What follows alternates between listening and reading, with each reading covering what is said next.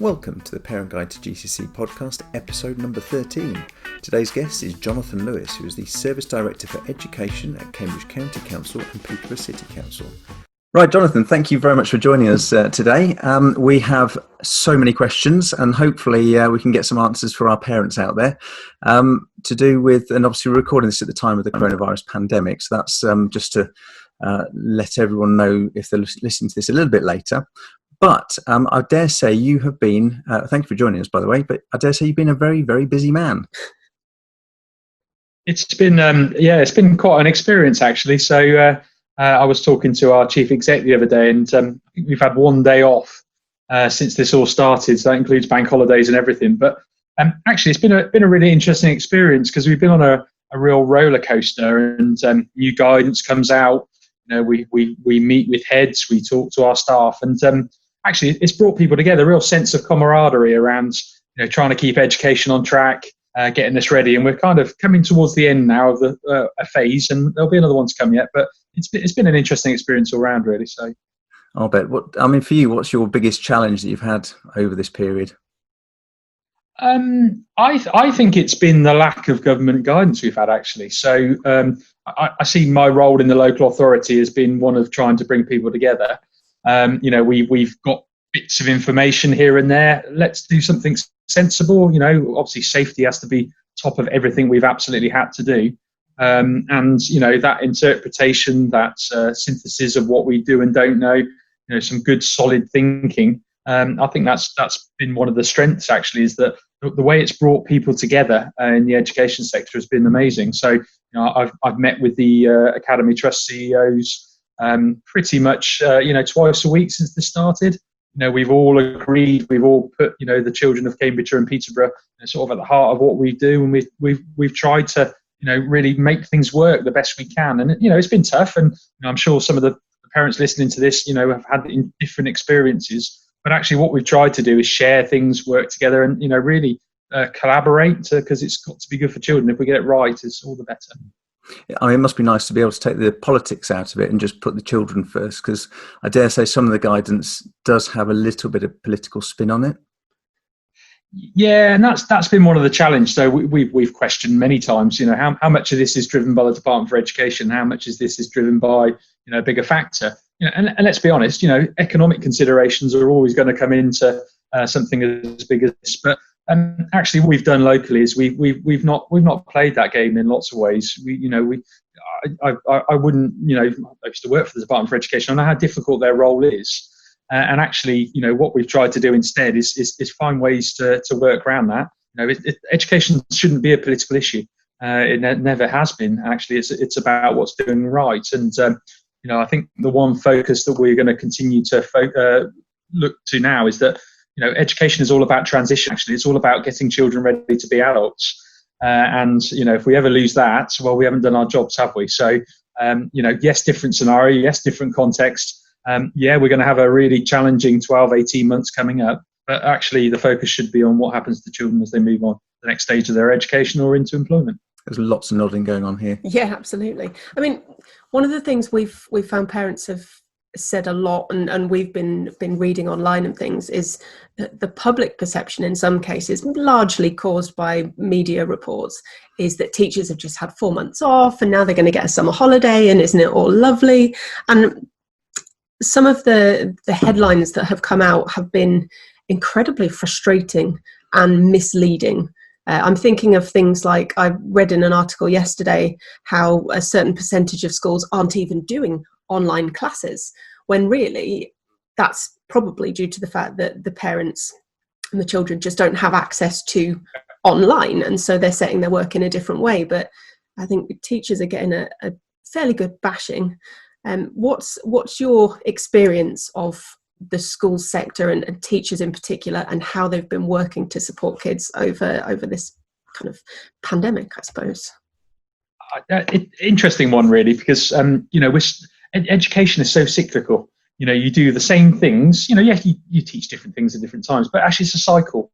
You know, it's a 12-month window you go through, and this time of year you would be probably for secondary teachers getting ready for the next term.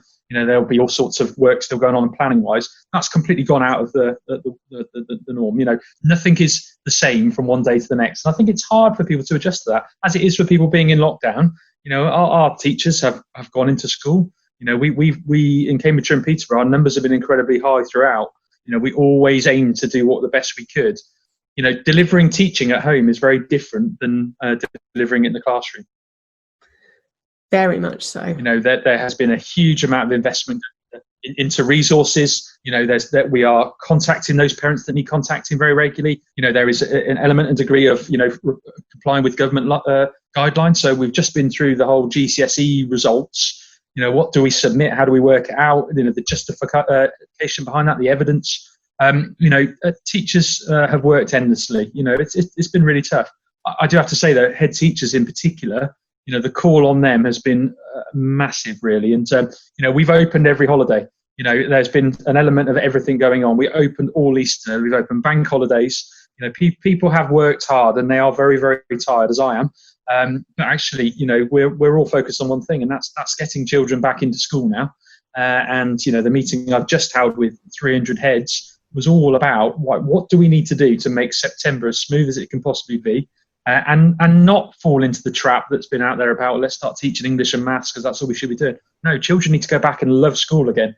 And I can give the experience. My daughter's in year 10. She's just gone back to school, and she loves it. She's loved going back, and that just shows the role we play and how important school is. And those teachers have tried to keep that going at a distance, and that's hard work and reaching out and doing things differently. And even teachers aren't familiar with working at home. It doesn't happen. They don't do it. So a skill that I'm not very good at working at home myself. At least I've had experience of doing it. Lots haven't. So they've had to learn a whole new way of working. And great credit to them for the work they've done in the last 4 months to keep them on track. And a lot more work still to come. Absolutely. Can I just ask though, with September in mind, what is your biggest concern about the September start? I think it's probably around the things that we don't know.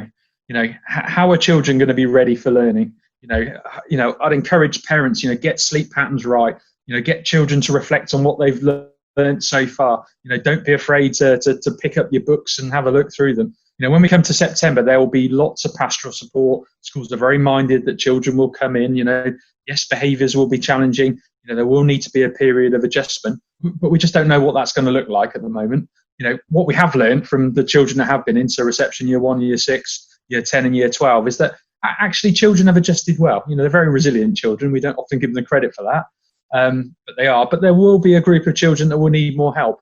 There will be anxiety, there will be stress related to it.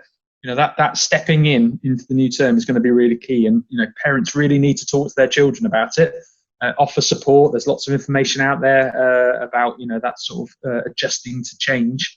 And we will do everything we can in schools to support parents with that. Yeah, because that's, I think, our biggest concern, practicalities wise, logistics and things, but just that being able to settle back in. So our daughter is in year 6. She's obviously about to therefore start her secondary school career, and she's not been able to do any of the transitions. So she's more nervous than she would have been, I think, because she's not had the chance to kind of go in and look around and be a student for a while. And so I know there are a lot of parents that are worried about that, but I also know how hard schools will be working to make sure that is as comfortable an experience for kids as possible, because for some of them it'll been 6 months away from the school situation, even if they have been learning at home, and getting back into classroom versus working from home is just as challenging for the teachers as it is for the kids. And it's going to be an interesting one, but and a heads of thoughts about that, just to reassure everyone. We haven't been able to do what we normally do. The virtual tools are great, Zoom meetings with parents and all those. It's not the same. So everyone is going to have to start that transition just later. So there will be a period of catch up. There will be, some adjusting. Schools will be very mindful of that. You might see a slightly different start to the year. I don't know yet, but there might be just year 7 in by themselves to start off with. It might be the reception children just start by themselves. Schools are coming up with individual plans. That's what we've just been talking about. Guidance has come out really late, so we've only got the guidance last week on how to open. but we were kind of ahead of that anyway. But we're now putting in plans in place, so there will be good communication coming from schools. I've reminded them this morning that they must communicate to parents in some detail about what it means. We'll sort the logistical things out, so things like buses and the way children come into school, all that will be thought about. We may not have the answers right now, but we will get that all ready, and children will be given time to settle. They're going to have to. They're going to have to get used to being back in that mode, and particularly sharing my experience with my son, getting sleep back together is going to be really key for him. Yes, I think that's the case for a lot of the teenagers. Yep. I mean, Emily talked about how some media outlets have suggested that teachers aren't working as hard as they could be. I dare say there's a very long summer ahead for anyone involved in education to iron out the issues ahead of September, because the guidance is one thing, but putting it into some sort of context that's going to work is going to be really challenging. Yeah, I think if you're, as a parent, and you're not familiar with the process of schools, you don't understand that timetabling will have been going on for months under normal circumstances to get everything ready logistics wise for September. But with this, with bubbles, with everything, to ask schools to put that together in 2.5 weeks, was it, when you got the guidance, considering that teachers and head teachers and so on aren't paid over the summer holidays. It is all kind of prorated across the year, but that's not part of their normal working time. But I don't think they're going to be able to get away with not doing anything, given 2.5 weeks to sort all of this out. And obviously things like, you'd normally progress, the curriculum would be set according to the age group. It's all gone. They're going to have to rework curriculum to work out where children are. So, there'll probably be some baselining of what children do and don't know, and then they'll have to adjust. So, the guidance suggests, a period of up till the summer term next year, summer 2021, might be an interim arrangement. So you might see some very different offer to what you normally do to make sure we can catch children up. And there's going to be some programs come down that will change that as well. So there's just been launched a national tutoring program to support children to catch up, and we don't have any details on that yet even, but we expect that to be available for the autumn, which would be great. It will really help some children to accelerate their learning, but at the moment it's all planning. We're trying to work it out as we go, and people will be full of it throughout the summer, and it will be a very intense start in September for teachers. And I'd say again, I think they've been magnificent and really gone above and beyond in Cambridgeshire and Peterborough to really make this work for everyone. Absolutely, yeah. As we mentioned earlier, there's a lot of rumours flying around. One of them is about GCSEs being or starting later next summer. Is there any substance to that, or? There's an Ofqual consultation that's just started about how best to support those children, so those current year 10s moving through to year 11s. Media speculation around, are the exams happening in July? I've seen something today that suggests June. I think the trade unions are quite animated in terms of what is reasonable and what can be expected. I think we need to bear in mind that these children would have lost a lot of contact time with teachers, and actually if there is the ability to be flexible and catch up, I'd very much welcome that.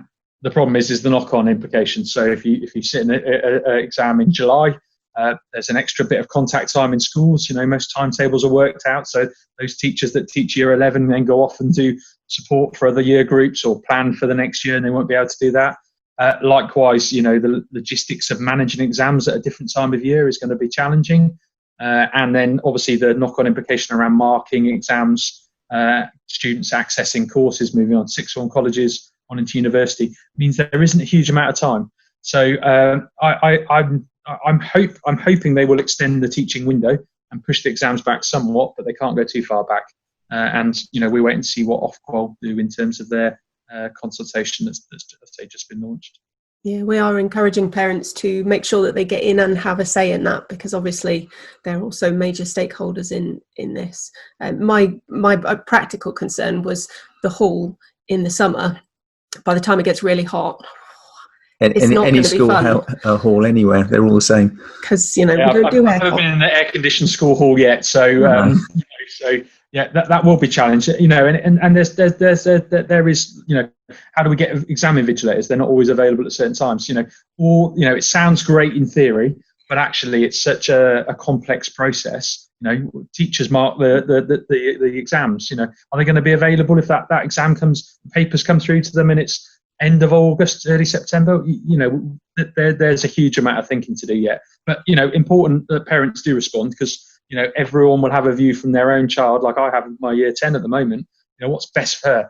I'd like her to do more contact time. I'd like her to have more time in school with her teachers to catch up. And that will mean challenges in terms of how we deliver. Yeah, it was another one of those announcements that I've now come to dread, where I listen to Gavin Williamson and think, have you talked to any teachers about this yet? Because I'm seeing some challenges already. It's been frustrating, because I can't even imagine how difficult a job you have, that the Department for Education in general has, trying to get all of this stuff sorted out logistically with so few certainties at the moment. But it is fantastic that they are going back, that they are able to go back and access school again. And I'm really pleased that he's talking more about the broad and balanced curriculum, rather than, as you said, the kind of narrowing down to maths and English. Because I know, as an ex-head of maths, that would mean lots of PE teachers teaching maths lessons because kids have been taken out of PE and so on. So I mean, talking about the newspapers again, there was yet another rumour. Mum forwarded me an email this morning, like, oh, have you seen this article? And they're talking about how private schools won't narrow the curriculum. All that, yeah. But state schools, yes, that it'll be like 5 GCSEs and that's it. And it's one of those things where I'm thinking, how many sources can you possibly have for that?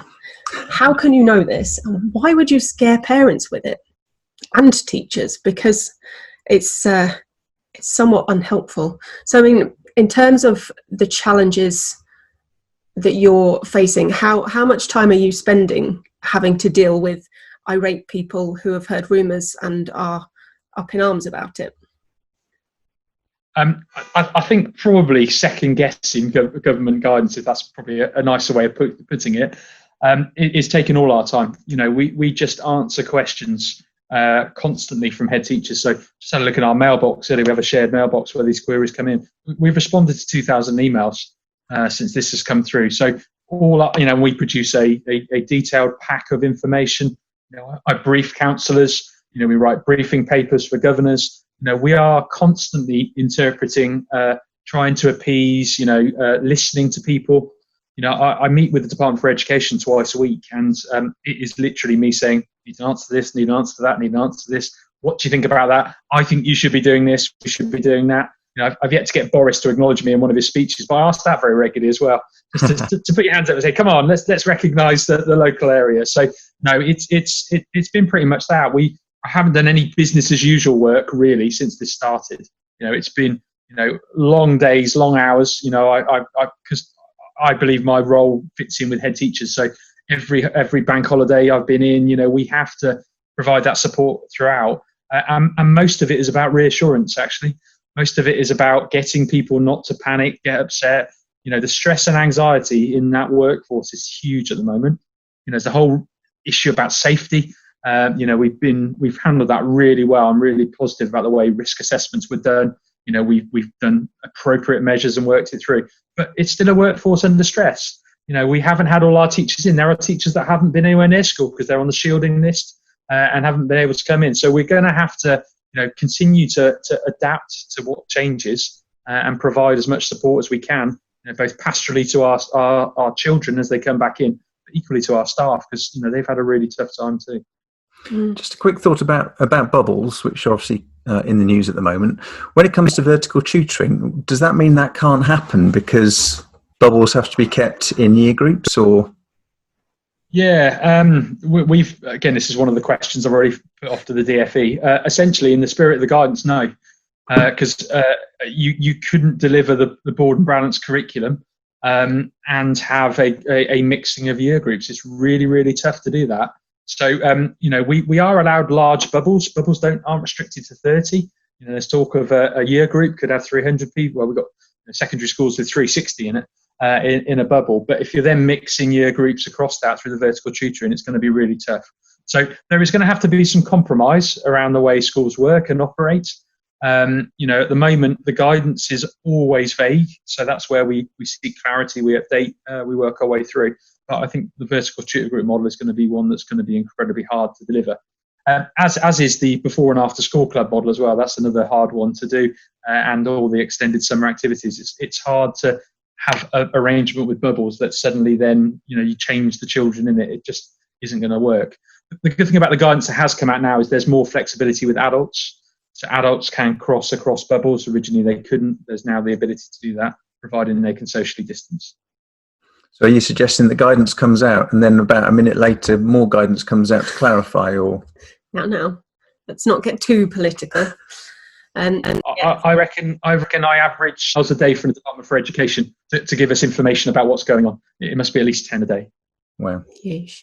I guess the overriding message that we've been trying to pass along, that I would imagine you'd agree with, to parents, is we know that you don't know some things. We know there is a lot still up in the air, but you have to trust that schools and teachers are working their socks off to make sure that this works as best it possibly can.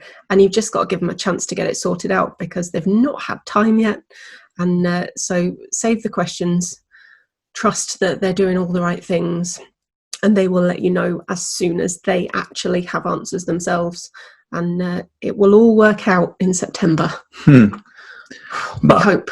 At the same time, parents have a huge role to play to get their children ready for September, because that 6 months off using the term loosely, is going to take quite a lot of adjustment. So yes, I think lots of parents have a newfound appreciation for teachers and their levels of patience following homeschooling. I know we do, and we were teachers. So it's so much harder when it's your own child, it turns out. Absolutely. Yeah. Well, I think just on that, I think thank you to parents. I think they've been absolutely brilliant. To try and work and teach at home is that quite exceptional thing. You've listened to your children. You're working hard to do the very best for them. Us in education, we're here for children. That's our job. Nobody will want a child not to succeed, and we will all want them to leave school with exactly what they would have got, regardless of this. So I think in terms of effort and commitment, I ask that parents continue to support their children now for the next 18 months. And, if you can do a bit more with them, if you can read to them, if you can support them with their learning, great.